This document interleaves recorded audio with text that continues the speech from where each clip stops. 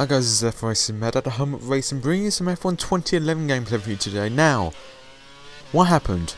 Now, I was starting to render a brand new video for you guys talking about Champions Mode, but instead, they released more information. So, I thought, scrap it, let's make it one giant big commentary about some details about what's going to be coming in to the F1 2012 game. Now, I've done a list of pretty much an interview from Game Trailers, so I'm just going to take it what he said. I'm not trying to copy Game Trailers, I'm just going to take the main points out of it and explain, in my view, if this is a good idea or if it's going to be a bad idea. So, let's start off with the first bit. So, in the trailer, it showed that they're trying to change the graphics a bit more, and in the Champions Mode trailer, you can see that there was some difference in like the skyline. It was pretty much a pitch black track, and lights were lighting up the track, which is meant to be doing in the actual Formula 1. That's brilliant. Now, they also mentioned about adding new modes, like they've already announced the Young Drivers test. Now, what I can see, they haven't said or denied that you can actually pass the Young Drivers test.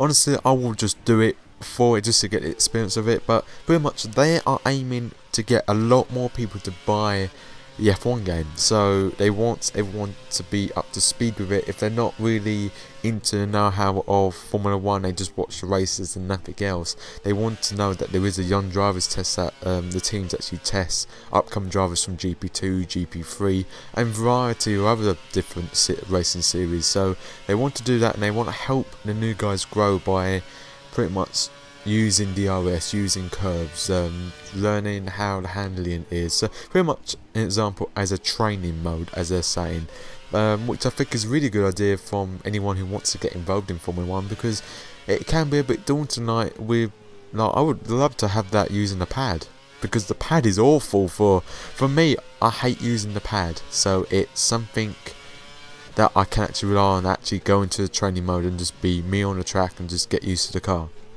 So that's one mode they've added. Another mode they added, which I didn't really expect, was something called Season Challenge, which they're pretty much saying that it's going to be Formula 1 wrapped up in 10 races.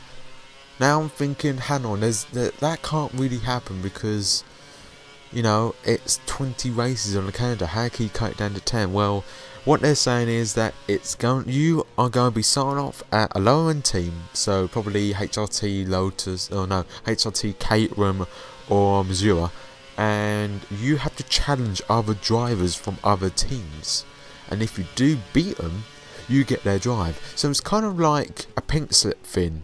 If you beat them, you get their place.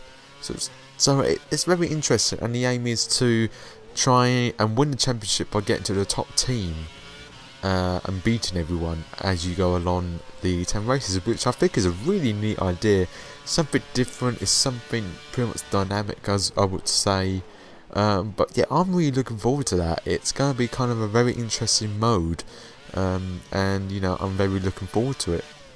And the other main point that they're trying to do is saying about time attack. They're trying to send time attack with Champions Mode, which in my commentary that I was rendering out, I said that it's pretty much going to be replacing time attack, because all time attack is what I'm doing right now. It's just racing against the clock, trying to get the gold medal. But instead, you'll be, apparently, listen to the interview, apparently you are going to be, what's the word? You'll be the champion's teammate. I don't know how that's going to happen in McLaren, but anyway, you'll be the champion's teammate. And I got an example of one which I'll be showing at Gamescom. So if any of you lot of my subscribers going Gamescom, then you will be, you know, it'll be there. So the Kimi Raikkonen challenge is when you are racing as Grosjean and you have just pitted to get fresh new tyres at Spa-Francorchamps. You've got 3 laps until the end of the race happens, but you need to try to complete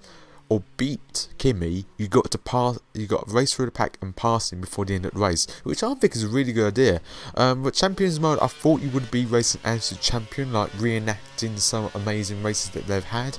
But you know, this game mode seems really good, and pretty much what they're saying is that the champions are the bosses. So I bet Schumacher will be the main boss, just because he's won 7 championships. So could it be Raikkonen, Hamilton, Button, Alonso, Vettel, then Schumacher. Could it be that order? I'm not sure. I don't know what order it is. I'm just guessing.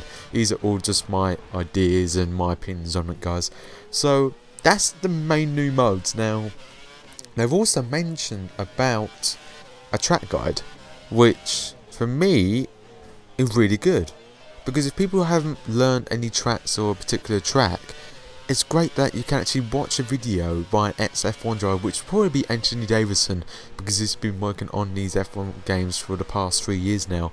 But it seems really good that they've actually going to get a track guide in there, which is making it more of a great feel for the F1 game now.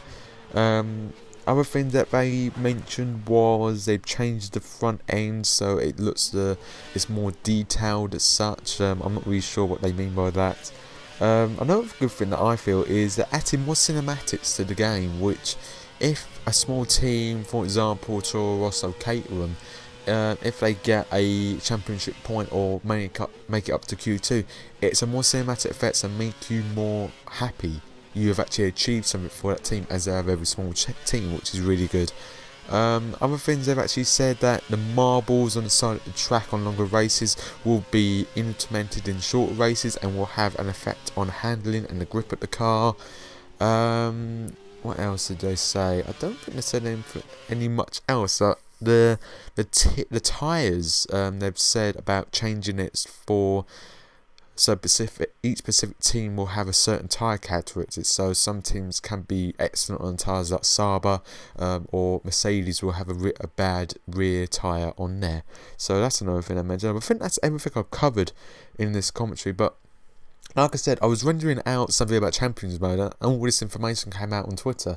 So I just cancelled it and just done this straight away. And hopefully this will be up about 2 o'clock, maybe 2 o'clock, 3 o'clock. So if you're seeing it, thank you for watching, guys. And if you want to sub to me, guys, please feel free. I'm not going to force you at all. I'm not going to pay you either if you want to subscribe. If you do like my content, guys, please subscribe to me. That's all I'm going to be saying.